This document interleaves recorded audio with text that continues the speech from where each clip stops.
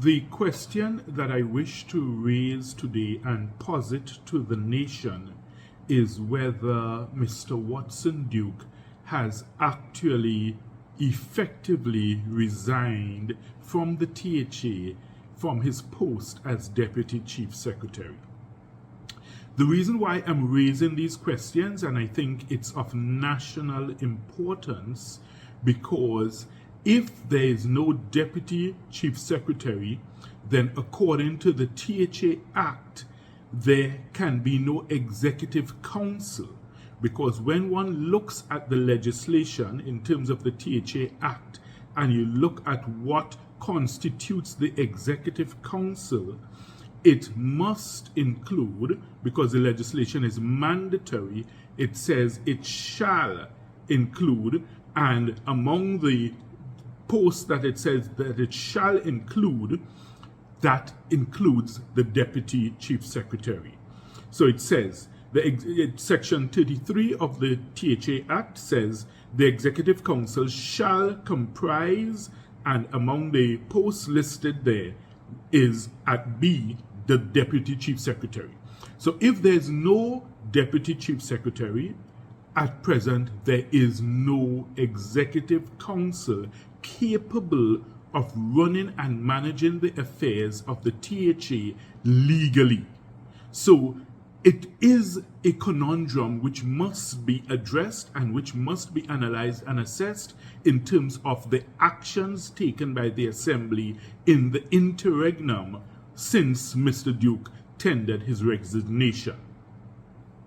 The question, however, is whether that resignation is effective at all. Because when one looks at the purported resignation letter which Mr. Duke tendered and proffered, it seems to be that that letter is addressed to Mr. Farley Augustine in his capacity as Chief Secretary of the Tobago House of Assembly.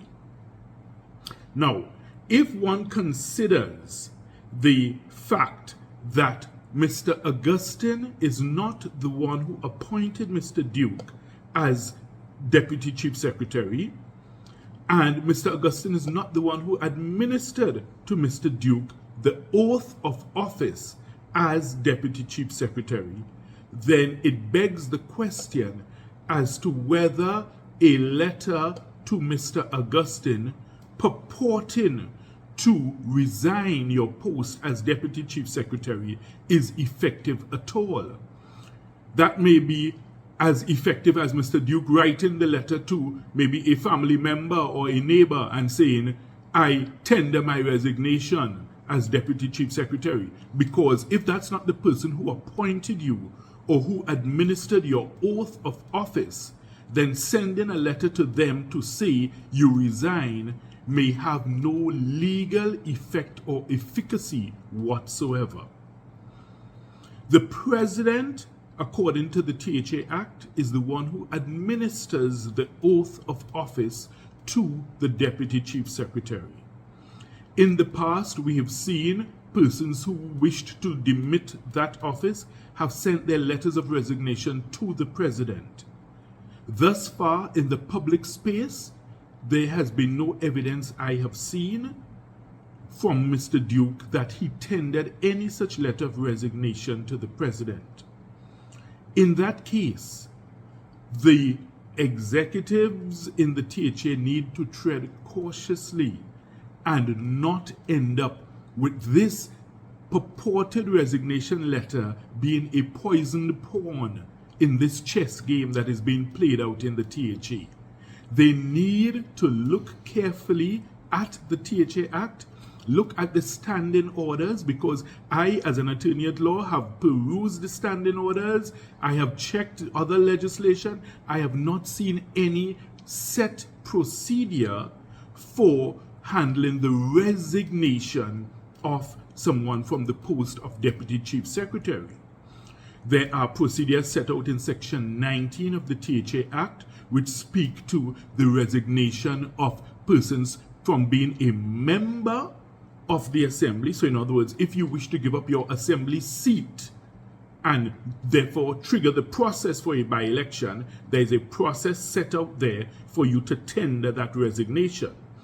If also you wish to, if for instance the presiding officer wishes to tender a resignation, then there's a process set out there also in section 19 for the presiding officer to tender that resignation to the president.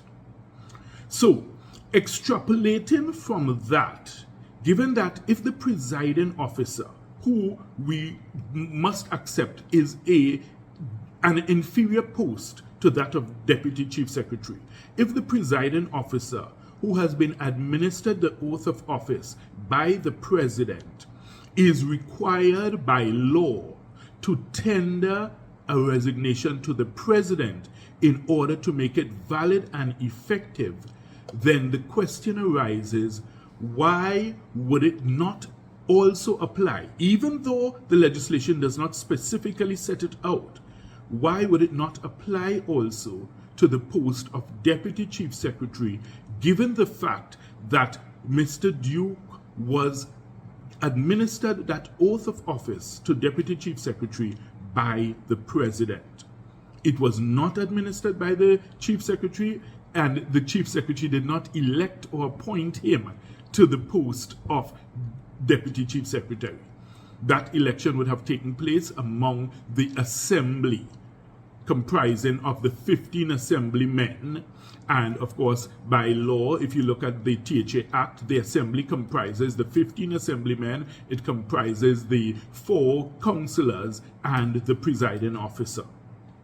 So, if those are the ones who would have elected him, then simply sending a letter to the Chief Secretary to say you resign may not necessarily satisfy the legal requirements of demitting the office of Chief Secretary, of Deputy Chief Secretary. And the reason why this is important is the question of whether there is actually at this time a vacancy in the office of Deputy Chief Secretary. Because if Mr. Augustine as Chief Secretary and the other members of the Assembly proceed to try to appoint someone when the post has not actually been effectively demitted, they will end up in all sorts of legal entanglements by such appointment. So these are not issues to take lightly, because it also affects the issue of whether there is actually an executive council in place, because if there was no valid and effective resignation, then the executive council remains intact. If, however, there was and there is no Deputy Chief Secretary, then Section 33 of the THA Act is pellucid in, setting out the fact that the Deputy Chief Secretary needs to be part of your executive council. Now, when one looks at Section 35 of the THA Act, which speaks to the fact that you can pass a no confidence motion in the Deputy Chief Secretary or the Chief Secretary, and if within 2 days of any such motion being passed, that person does not demit office voluntarily, then the President has the power to revoke such appointment.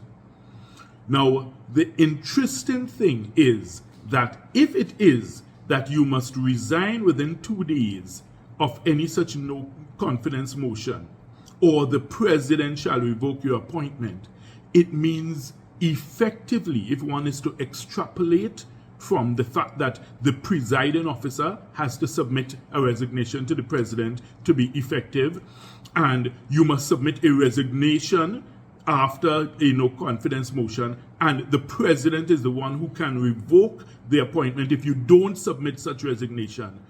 I think the legal analysis leads to the suggestion, or tends to give the impression, that any such resignation from the post of Deputy Chief Secretary to be valid and effective must be submitted and tendered to the President of the Republic.